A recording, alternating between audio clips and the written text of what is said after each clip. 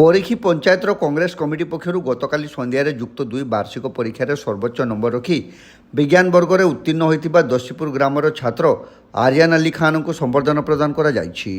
পরীক্ষী কংগ্রেস অফিসে আয়োজিত সম্বর্ধনা সভায় জেলা কংগ্রেস উপসভাপতি কমরুল আলী খান পৌরোহিত্য করে বেড়ে অতিথি ভাবে স্থানীয় সরপঞ্চ কার্তিক রাউত, পঞ্চায়েত সভাপতি হরিশ মাইতি, যুব কংগ্রেস পঞ্চায়েত প্রভারী প্রদ্যুৎ মহাপাত্র প্রমুখ উপস্থিত রই পরীক্ষী পঞ্চায়েতর দশীপুর গাঁর এক গরিব পরিবার আসিথিবা আরিয়ান 552 নম্বর অর্থাৎ 92% রক্ষি স্বস্তিক হায়ার সেকেন্ডারি স্কুল ও পরীক্ষীর টেক রক্ষিথিবারু তাঙ্কু উচ্চশিক্ষা লাগি সরপঞ্চ কার্তিক রাউত সবু প্রকার সহযোগ করিবে বলি ঘোষণা করিଥିଲେ। এই সম্বর্ধনা কার্যক্রমে ছাত্রଙ୍କ পিতা গুফরান আলী খান উপস্থিত রই পুଅ কিভଳି দিন রাতে এক করে অধ্যয়ন করে সে সম্পর্কে কইଥିଲେ।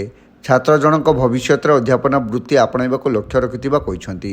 পরে পরীক্ষী পঞ্চায়েতর নির্বাচনী পরবর্তী সমীক্ষা বৈঠক অনুষ্ঠিত হয়েছিল।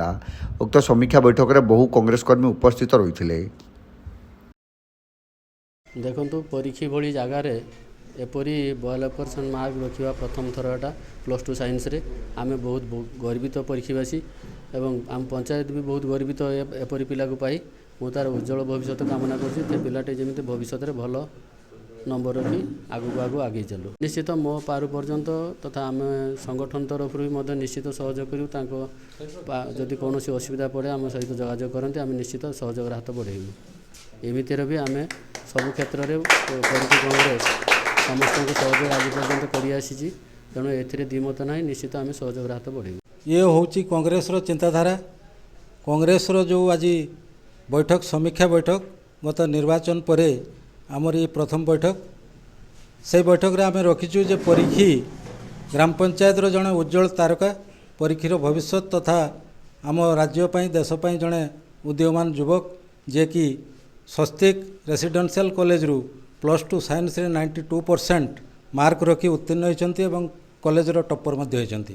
ସେଇଭଳି ଜଣେ ଉଦୀୟମାନ ଛାତ୍ରଙ୍କୁ ଆମେ ଆଜି ସେଇ ମିଟିଂକୁ ଡାକିଥିଲୁ ଏବଂ ଡାକି ତାଙ୍କୁ ଆମ ପରୀକ୍ଷୀ ଗ୍ରାମ ପଞ୍ଚାୟତର ସରପଞ୍ଚ ଶ୍ରୀଯୁକ୍ତ କାର୍ତ୍ତିକ ଚନ୍ଦ୍ର ରାଉତ ମହୋଦୟଙ୍କ ପବିତ୍ର ହସ୍ତରୁ ତାଙ୍କୁ ଆମେ ସମ୍ବର୍ଦ୍ଧିତ କଲୁ ଏବଂ ସମସ୍ତେ ସେ ପିଲାଙ୍କୁ ଉତ୍ସାହିତ କଲୁ ଯେ ସମସ୍ତେ ତାଙ୍କ ପାଇଁ ଭଗବାନଙ୍କ ଠାରେ ପ୍ରାର୍ଥନା କଲୁ ଯେ ସେ ଆଗାମୀ ଦିନରେ ଆହୁରି ଭଲ ପାଠ ପଢ଼ି ଏ ଦେଶ ପାଇଁ ଆମ ପରୀକ୍ଷା ପାଇଁ ଗୌରବ ଆଣିଦିଅନ୍ତୁ ଏବଂ ଜଣେ ଉଚ୍ଚ ଶିକ୍ଷିତ ହୋଇ ଜଣେ ପ୍ରଶାସନିକ ଅଧିକାରୀ ହୋଇ ଜନସାଧାରଣଙ୍କ ସେବା କରନ୍ତୁ। ଏହା ହିଁ ଆମେ ସମସ୍ତେ ଚାହୁଁଛୁ ଏବଂ ତାଙ୍କର ଉଜ୍ଜଳ ଭବିଷ୍ୟତଙ୍କ ପାଇଁ ଭଗବାନଙ୍କ ଠାରେ ଆଲ୍ଲାହଙ୍କ ଠାରେ ପ୍ରାର୍ଥନା ମଧ୍ୟ କରୁଛୁ। ମୋ ନାଁ ଆରିୟାନ ଆଲି ଖାନ।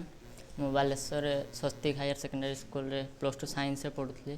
ଆଉ ମୋର ଏଇ CHSE ପରୀକ୍ଷାରେ ମୋର 92% ମାର୍କ ରହିଛି। ଏହା ପଛର ସଫଳତାର ଶ୍ରେୟ ମୁଁ ସର୍ବପ୍ରଥମେ ବାପା ମା' ତଥା ମୋର ପରିବାର ଏବଂ ଯେଉଁମାନେ କି ମୋତେ ପଇସା ଖର୍ଚ୍ଚ କରି ମୋତେ ପାଠ ପଢ଼ାଇଛନ୍ତି, ଆଉ ଆମର କଲେଜର ସମସ୍ତ ସାର୍ ମ୍ୟାଡ଼ାମ୍ ଆଉ ନିଜକୁ ମଧ୍ୟ ଦେବା ପାଇଁ ଚାହୁଁଛି। ଆଉ ମୁଁ ଏଠି ଧନ୍ୟବାଦ ଜଣାଉଛି ଆମ ପରୀକ୍ଷା କଂଗ୍ରେସ କାର୍ଯ୍ୟାଳୟକୁ, ଯିଏକି ଏଭଳି ସଭା ଅନୁଷ୍ଠିତ କରି ମୋତେ ଏହି ସମ୍ବର୍ଦ୍ଧିତ କରିଥିବାରୁ ମୁଁ ନିଜକୁ ଧନ୍ୟ ମନେ କରୁଛି। ଆଉ ଭବିଷ୍ୟତରେ ମୁଁ ଜଣେ ଟିଚିଂ ପ୍ରଫେସନ୍ର ଉଚ୍ଚକୋଟୀର ହେବା ପାଇଁ ମୋର ଆଶା ଅଛି। ଆଜି ଯେଉଁ ଆମର ସମୀକ୍ଷା ବୈଠକ କଂଗ୍ରେସ ତରଫରୁ ଆୟୋଜନ କରାଯାଇଥିଲା, ତତ୍ସହିତ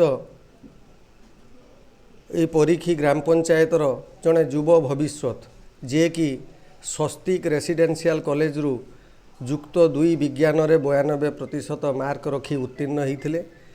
ଇଏ ଆମ ପରୀକ୍ଷା ପାଇଁ ଗୋଟେ ଗର୍ବ ଓ ଗୌରବର ବିଷୟ। ଆମେ ସମୀକ୍ଷା ବୈଠକ ସହିତ ଏ ଯୁବ ଛାତ୍ରକୁ ସମ୍ମାନିତ କରିବା ପାଇଁ ବ୍ୟବସ୍ଥା କରିଥିଲୁ ଏବଂ ଏ ପ୍ରକାର ଉନ୍ନତମାନର ଚିନ୍ତାଧାରା କେବଳ ଆଜି ନୁହେଁ, ଅତୀତରେ ମଧ୍ୟ ପରୀକ୍ଷା କଂଗ୍ରେସ ସଦାସର୍ବଦା ଚେଷ୍ଟା କରେ କେମିତି ଲୋକଙ୍କୁ ସମ୍ମାନିତ କରିବ। ତେଣୁ ଏ ପ୍ରକାର କାର୍ଯ୍ୟକ୍ରମ ଆଗାମୀ ଦିନରେ ମଧ୍ୟ ଆମର ଚାଲୁ ରହିବ।